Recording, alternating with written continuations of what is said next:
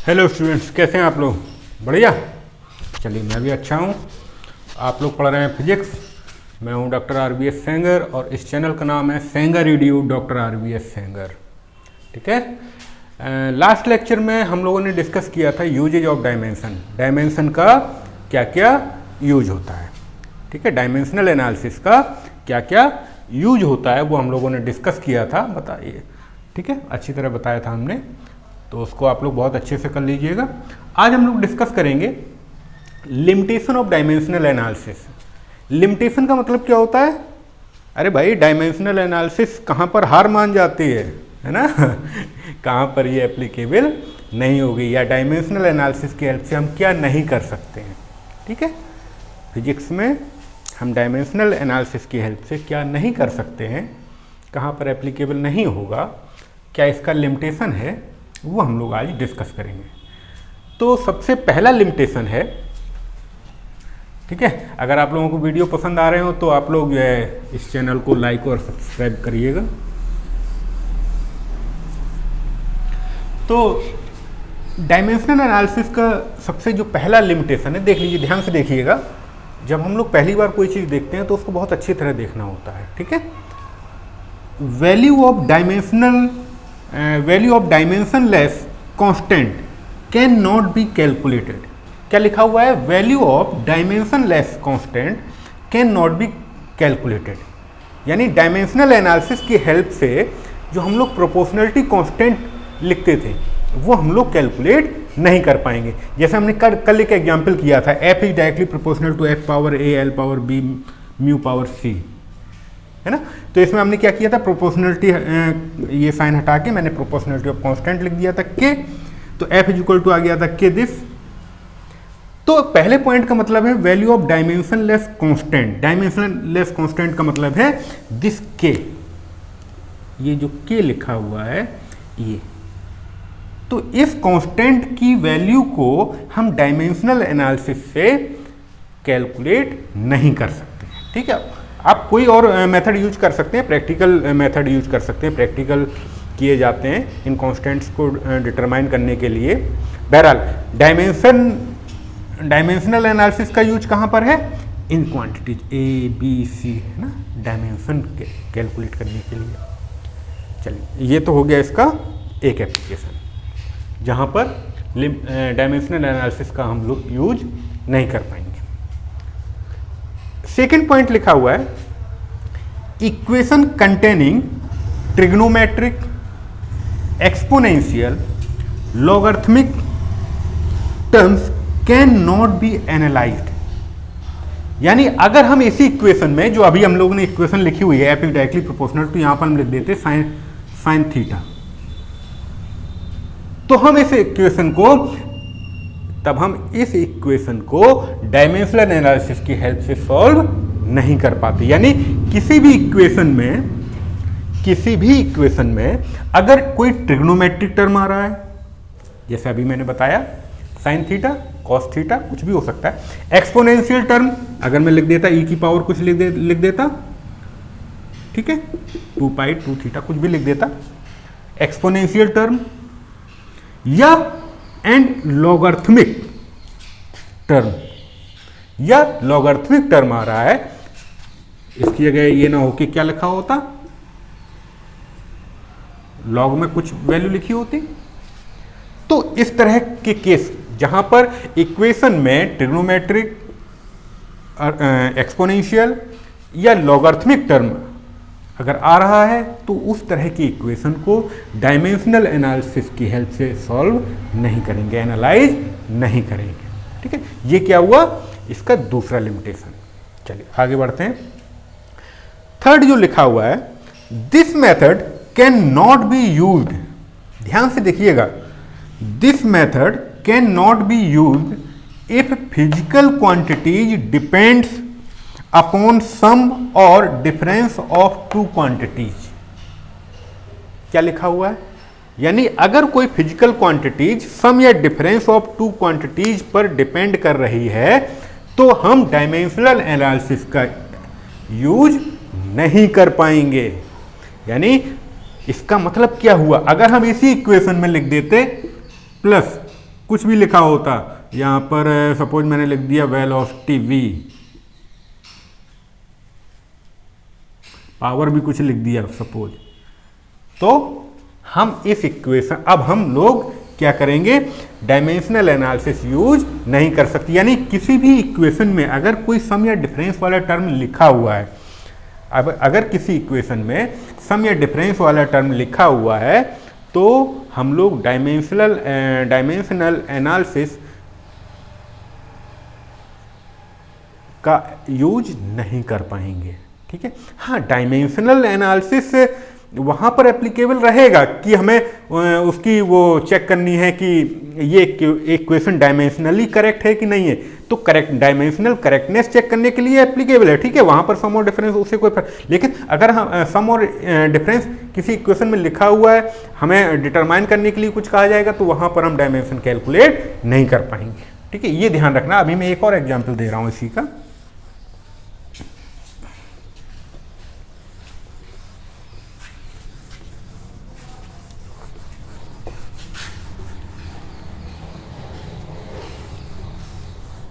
जैसे मान लीजिए मैं इक्वेशन लिख देता s is equal to U T plus half A T square. ठीक है, तो ये जो रिलेशन आया हुआ है, ये जो रिलेशन आया हुआ है भाई, डायमेंशनल एनालिसिस अभी मैंने बताया था ना कि f की डायरेक्टली प्रोपोर्शनल टू वो दिया हुआ था और हम लोगों ने पूरे f का एक रिलेशन पता कर लिया था।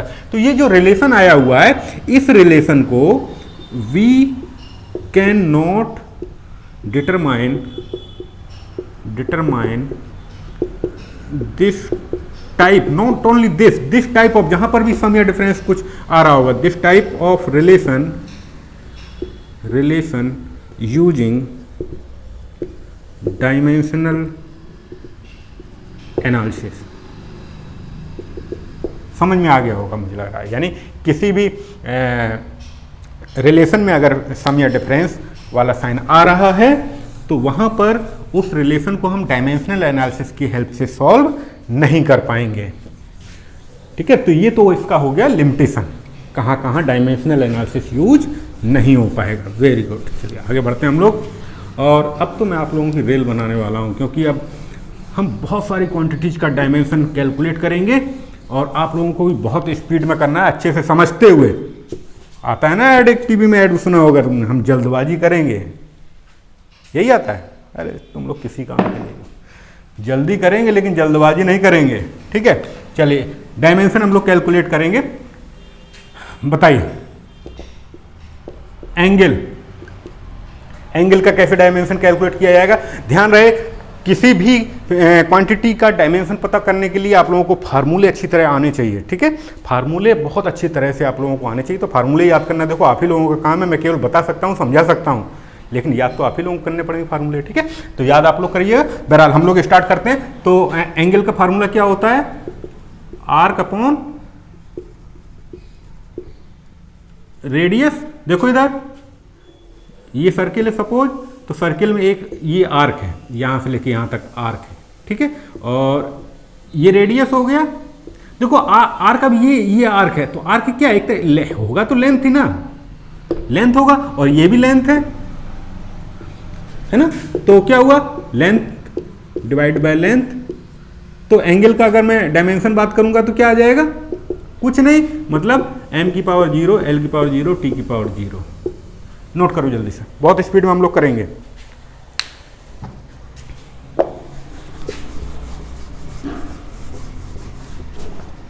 चलिए आगे, स्ट्रेन डेफिनेशन अगर नहीं आती मैं आपको बताऊंगा बाद में जब हम लोग पढ़ेंगे। बहरहाल अभी हम लोग केवल नोट करेंगे स्ट्रेन। तो स्ट्रेन इज इक्वल टू क्या होता है, sorry, strain is equal to क्या होता है बताओ, डेल्टा एल अपॉन एल और डेल्टा वी अपॉन वी। देखो भाई एल लिख देता हूँ, इस तरीके से एल लिख देता हूँ, इसको एल लिख देता हूँ, ये वॉल्यूम वाला ये है। तो ये भी लेंथ है, ये भी लेंथ है, अरे भाई लो, ये भी लेंथ है, डेल्टा एल का मतलब लेंथ, ये भी लेंथ है। तो ये क्या हो गया, ये भी उसी तरह का क्या आ गया, m की पावर 0, l की पावर 0, t की पावर 0। नोट करो जल्दी से, stress,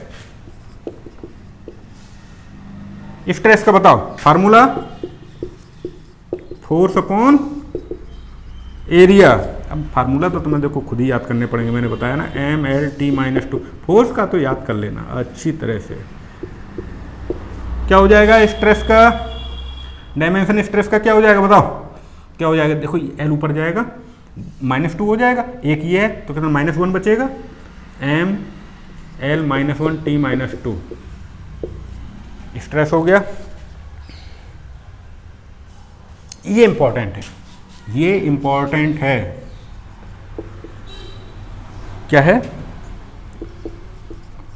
modulus of elasticity, modulus of elasticity formula बताओ क्या होता है? Stress upon strain. तो डायमेंशन इसकी बात करते हैं, डायमेंशन। यहाँ देखो ये एरो बना के जो भी मैं शो करता हूँ, इसका मतलब यहाँ पर मैं डायमेंशन बताना चाह रहा हूँ, ठीक है? तो हर जगह नहीं लिखूंगा, केवल एरो बना के बता दूंगा। हाँ, तो स्ट्रेस का डायमेंशन अभी हमने देखा था, स्ट्रेन का भी देखा था हमने। स्ट्रेस का लिखा हुआ है ML-1T-2, और उसका डायमेंशन तो बताया था अभी, डायमेंशन लेस है, सॉरी, क्या हो जाएगा? इसका डायमेंशन क्या हो गया? ML-1T-2। नोट करो जल्दी से नोट करो। चलो मिटा रहा हूँ, आप लोग तो स्टॉप, वीडियो को स्टॉप करके नोट कर सकते हैं, लेकिन कोशिश करो भाई, मैं भी रियल लाइफ में लिख रहा हूँ और बिल्कुल सेम स्पीड के साथ लिख रहा हूँ, वीडियो के साथ कोई छेड़खानी नहीं की गई है। स्पीड में कहीं पर एक्स्ट्रा हो जाता है तो उसको मैं कट पीट करता हूँ, लेकिन स्पीड में कोई छेड़खानी नहीं की गई है। तो आप लोग भी मेरे साथ लिखने की पूरी कोशिश करेंगे, ठीक है? तो आई होप लिख लिया होगा आपने। ये इंपॉर्टेंट था भाई, मॉडुलस ऑफ इलास्टिसिटी। चलिए आगे बढ़ते हैं। फ्रीक्वेंसी का तो आप लोगों को पता है, बताया था मैंने, मुझे लग रहा। फ्रीक्वेंसी 1 टाइम पीरियड, ठीक है? तो इसका क्या हो जाएगा? 1/T यानी T इनवर्स। और अच्छी तरह लिखना चाहो तो लिख दिया करो, कोई प्रॉब्लम नहीं है इसमें। पता चले एग्जाम में दे दे तुम कंफ्यूज हो जाओ, सर ने ये तो बताया ही नहीं था, है? सर ने तो बताया है सर ने ये बताया है, इसका मतलब ये बताया है। चलिए आगे बढ़ते हैं। हाँ हाँ, एंगुलर वेलोसिटी। एंगुलर वेलोसिटी क्या होता है भाई? Angle upon time.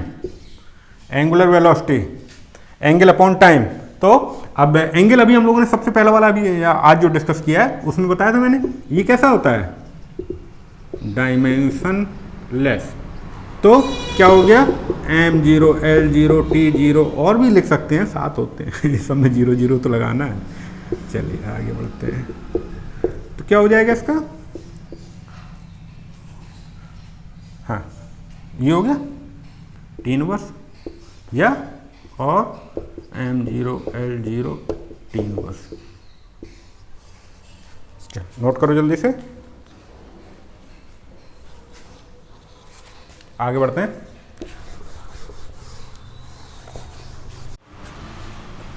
चलिए हम लोग स्टार्ट करते हैं आगे। किसका कर रहे थे हम लोग? लिखेंगे मूवमेंट ऑफ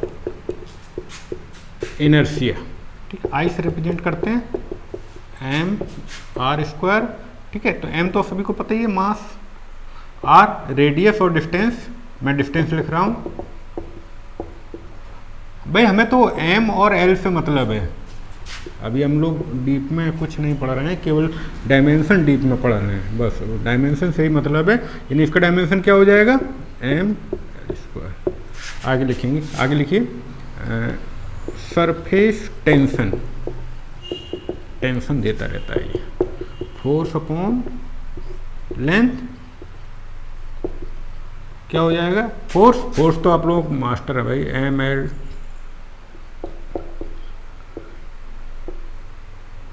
अपॉन लेंथ का L, सही। चलिए तो आसान है, L से L खटचाक हो जाएगा और टेंशन हमें टेंशन दे देगा एम टी माइनस 2 का। ये आ गया डायमेंशन टेंशन, सरफेस टेंशन का आ गया। आगे आगे आगे आगे चलिए और बढ़िया, इसको मिटा देता हूँ मैं जल्दी से। Angular momentum, angular momentum, angular momentum का formula M V R, M mass, V velocity, R radius या डिस्टेंस, रेडियस हमें इससे मतलब है, V V V L T minus 1 हमको इनसे मतलब है, और रेडियस का अरे एल। चल तो इसका क्या हो गया, M L two T minus 1। देखो इधर एक एल, एक एल, ये 2 एल हो गए, टी एंगुलर मोमेंटम हो गया। आगे और बताओ, इसको मिटा दूं, चलो मिटा देता हूं। कोफिशिएंट ऑफ विस्कोसिटी,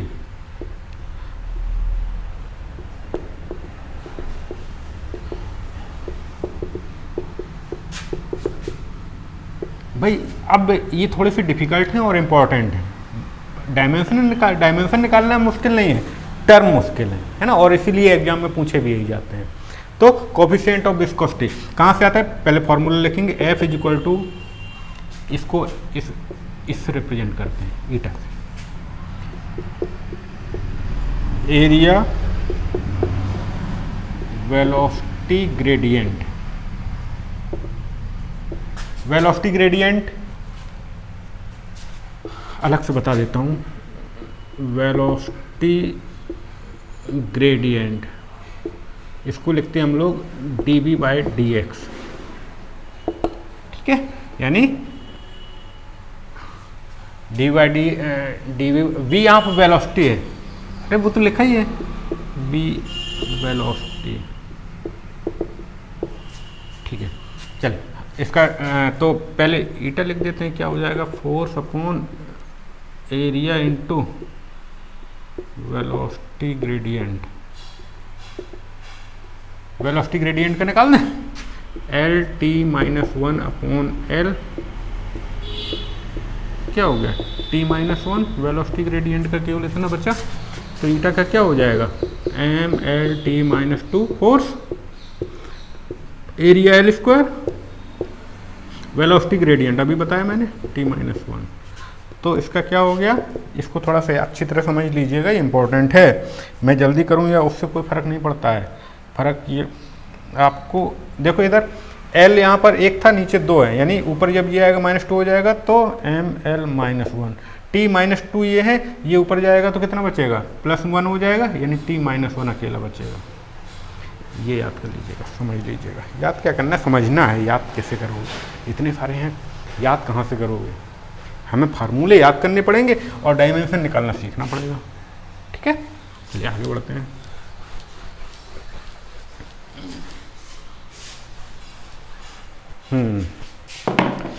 आसान है ना, चलिए आगे लिखते हैं, प्लैंक्स कांस्टेंट, प्लैंक्स कांस्टेंट, ये सब इंपॉर्टेंट वाले शुरू हो गए हैं भाई।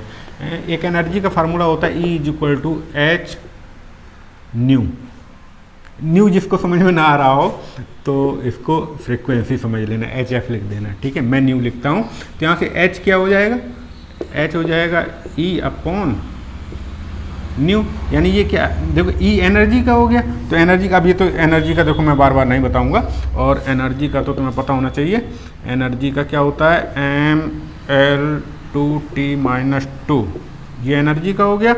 न्यू न्यू फ्रीक्वेंसी, फ्रीक्वेंसी मैंने बताया एफ, तो इसका क्या होता है, टी इनवर्स, कितना हो जाएगा एच का, इसका डायमेंशन बात करते हैं, डायमेंशन क्या हो जाएगा, एम एल टू टी, ये देखो ऊपर +1 हो जाएगा, यानी -1 अकेला बचेगा। चलो इसको नोट करो जल्दी से, आगे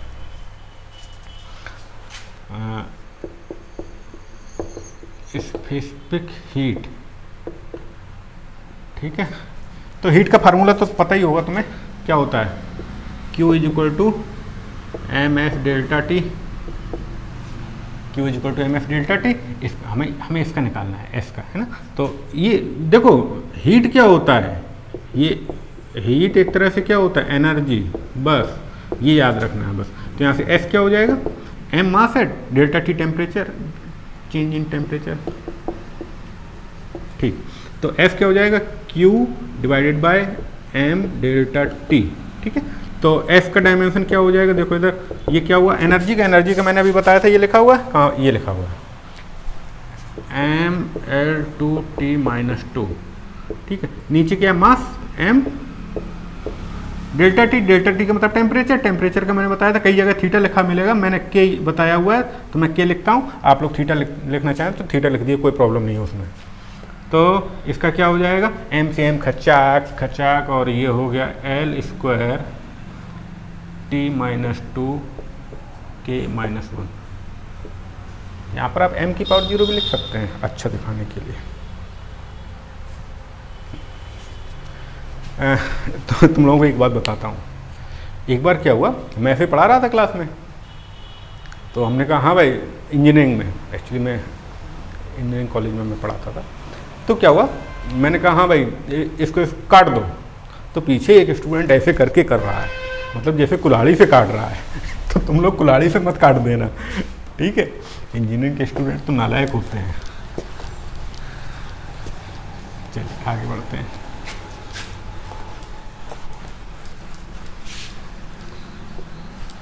इसलिए मैंने अब काटना बंद कर दिया, मैं क्या कहता हूँ, खचाक। चलिए आगे बढ़ते हैं। चलिए कोफिशिएंट ऑफ थर्मल कंडक्टिविटी,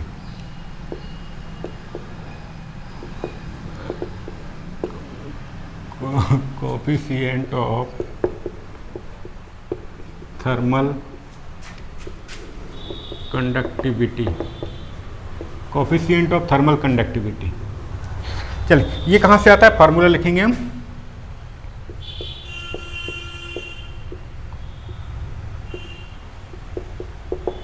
देखो मैं बहुत ज़्यादा फार्मूले समझा नहीं रहा हूँ, केवल मैं इतना बता रहा हूँ कि आप डायमेंशन कैलकुलेट कर सकें, ठीक है। जब टाइम आएगा तो इनको समझाया जाएगा, अगर ज़रूरत होगी तो मैं अभी केवल फार्मूले लिखा रहा हूँ।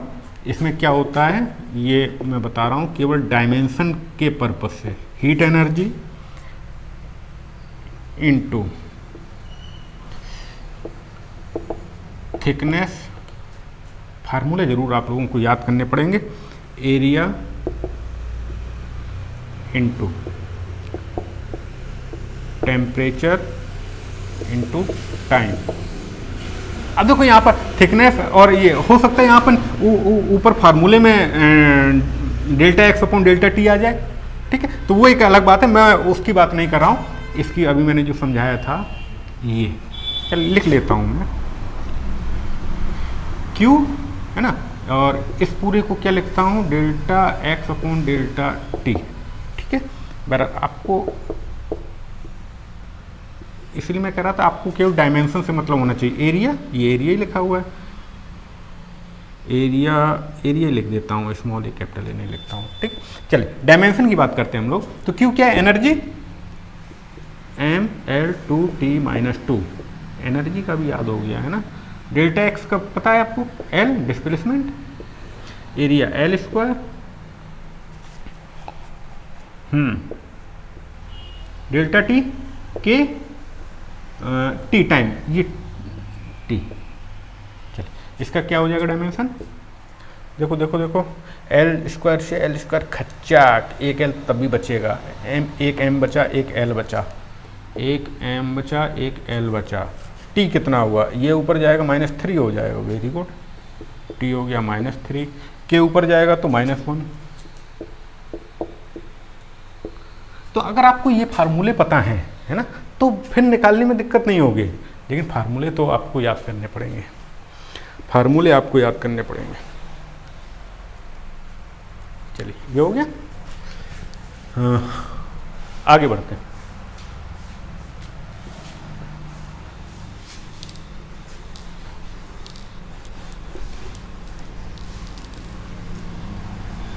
आगे बढ़ते हैं, आगे बढ़ते हैं। हाँ, गैस कांस्टेंट, अभी हम लोग केवल डायमेंशन पढ़ रहे हैं, इसलिए मैं कुछ डीप में कुछ भी नहीं बता रहा हूँ, केवल हम फार्मूले की बात कर रहे हैं। फार्मूले में जो चीज़ समझ में नहीं आएगी वो बता देता हूँ कि हाँ ये ठीक है, बाकी तो डिटेल में हम लोग पढ़ेंगे ही। हाँ, तो गैस कांस्टेंट कहाँ से आता है पता होगा, P V is equal to N R T. इसमें ये gas constant, P pressure,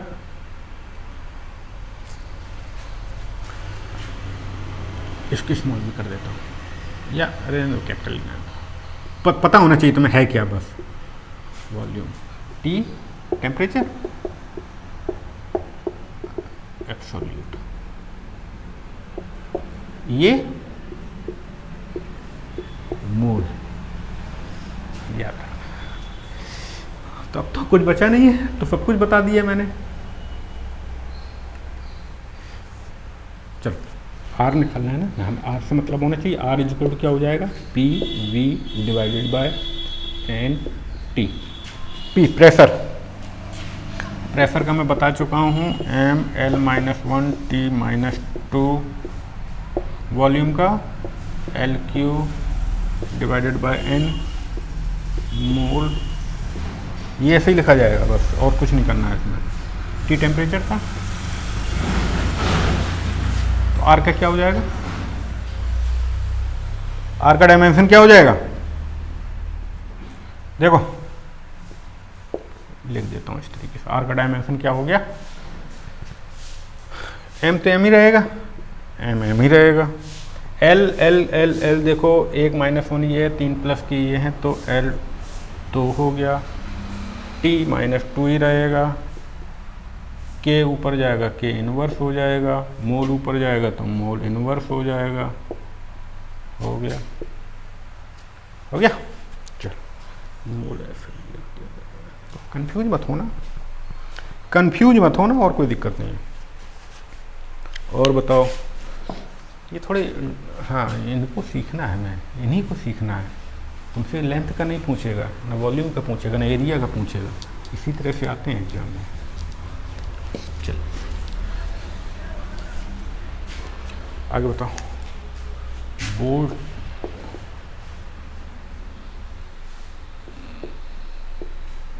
Boltzmann constant,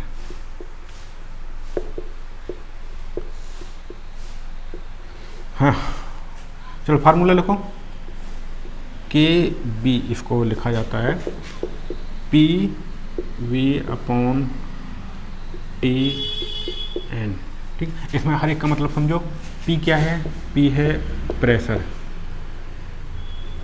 P, V क्या है volume, volume, capital T absolute temperature, ठीक है, और एन क्या है, N number of molecules of gas, ठीक है। तो अब तो कर पाएंगे, प्रेशर का पता है, अभी बताया था मैंने, बताया तो पहले, तो अभी तो यूज किया था, प्रेशर हो गया, वॉल्यूम का हो गया एल क्यू, ये हो गया टी, टी मतलब के, ये तो नंबर है ना, इसका कुछ नहीं होगा, तो इसका क्या हो जाएगा, के बी का डायमेंशन, बोल्ट्जमैन कांस्टेंट का डायमेंशन क्या हो जाएगा, बोलो, हाँ M L two T minus two K minus one. चल नोट करो इसको, नोट कर लीजिए। अरे भाई मुझे भी तो थोड़ा रिलैक्स मिल जाता है 2 सेकंड का, मैं कहता हूँ नोट कर लो। वीन कांस्टेंट बी, मेरी नज़र से ये इम्पोर्टेंट है, क्योंकि आपको किसी को पता नहीं होता है, कम होता है पता है, आसान, ठीक है।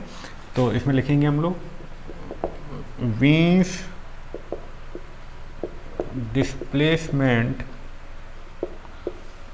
लॉ has been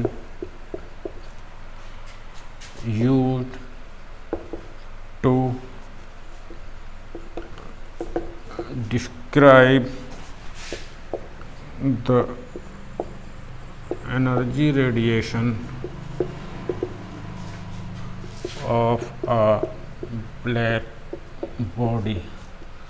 ठीक है, अभी आपको डेफिनेशन से कोई मतलब नहीं, अभी आपको केवल फार्मूला पता होना चाहिए। ये लैम्डा मैक्स होता है बी अपॉन टी। टी होता है टेम्परेचर, एब्सोल्यूट टेम्परेचर, ये पता है वेवलेंथ, और बी इज कांस्टेंट।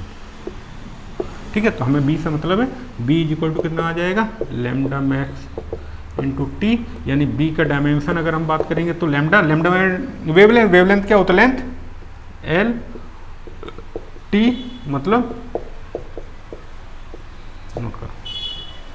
नोट करो इसको, ओह सॉरी देखो गलती हो गई ना।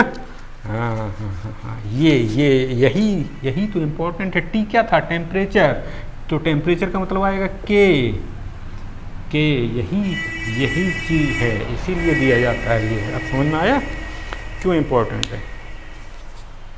जानबूझ की गलती कर दी है, अरे जानबूझ के नहीं करी, सही में गलती हो गई थी, तुम लोग मत करना। ठीक है, टी यहाँ पर क्या है, टेम्परेचर।